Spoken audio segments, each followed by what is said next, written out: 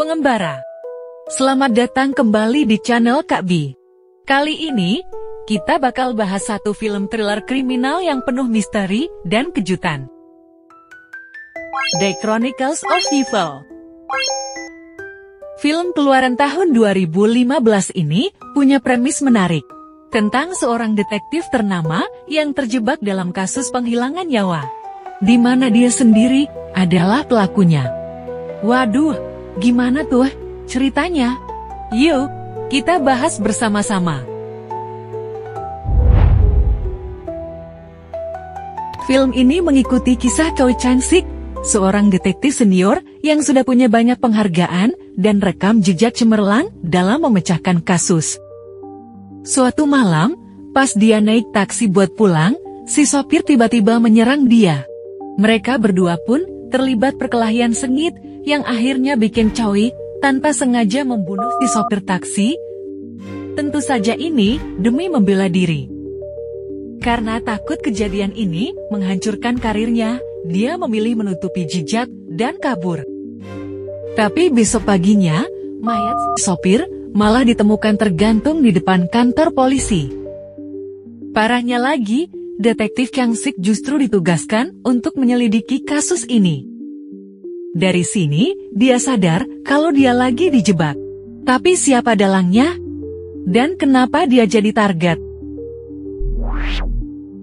Secara cerita, The Chronicles of Evil sebenarnya cukup menjanjikan, terutama di awal film. Ketegangannya dapat banget. Aku ikut ngerasain paniknya detektif Choi yang harus nutupin kejahatannya sendiri sambil tetap kelihatan profesional di depan timnya. Apalagi, makin lama makin banyak rahasia masa lalu yang terbongkar, bikin aku bertanya-tanya. Apa hubungannya sama kasus lama yang pernah dia tangani? Hal yang dilakukan oleh detektif Choi pun lantas membuat curiga detektif pemula Cha Dong-je yang diperankan oleh Park Seo-joon. Akhirnya, Cha Dong-je menyelidiki diam-diam kasus pembunuhan tersebut. Sayangnya, makin ke belakang, laju filmnya mulai agak melambat. Ketegangannya masih ada, tapi nggak seintens di awal. Plot twist-nya lumayan mengejutkan, meski ada beberapa bagian yang terasa kurang digali lebih dalam. Dari sisi akting, Son Hyun-joo yang memerankan Choi Chang-sik tampil sangat solid. Ekspresi tegang dan dilema moralnya terasa nyata. Ma Dong-seok, Choi Daniel, dan Park Seo-joon juga ikutan meramaikan film ini.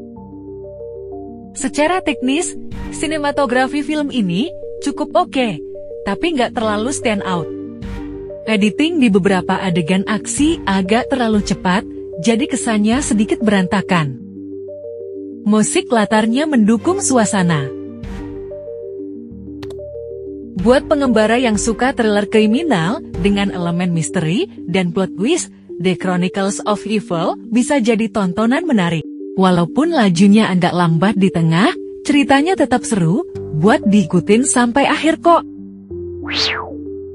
Aku pribadi kasih nilai 3,8 dari 5 bintang buat film ini. Kalau pengembara suka film tentang polisi yang terjebak dalam permainan berbahaya, coba deh tonton film ini. Dan kasih tahu pendapatmu di kolom komentar. Jangan lupa like, share, dan subscribe buat konten review lainnya. Sampai jumpa di video selanjutnya.